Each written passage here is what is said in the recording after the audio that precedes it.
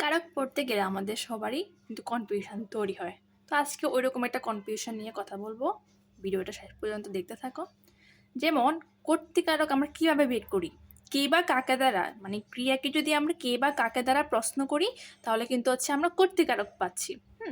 আবার করণকারক কিভাবে পাচ্ছি, ক্রিয়াকে যদি আমরা কিসের দ্বারা বা কি উপায়ে যদি প্রশ্ন করি তাহলে হচ্ছে আমরা করণকারক পাচ্ছি। এখন এখানে আমি দুইটা উদাহরণ লিখছি।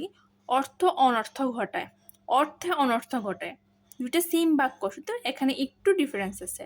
এখন কোনটা কোন কারক হবে এটা নিয়ে কিন্তু কনফিউশন লেগে যেতে পারে। এখন আমরা এখন বের করব। তো এখানে আমাদের ক্রিয়া কোনটা, ঘটায়। এখন ঘটায় এটাকে হচ্ছে আমরা প্রথমে কে বা কাকে দ্বারা প্রশ্ন করি, দেখি উত্তর পাই কিনা।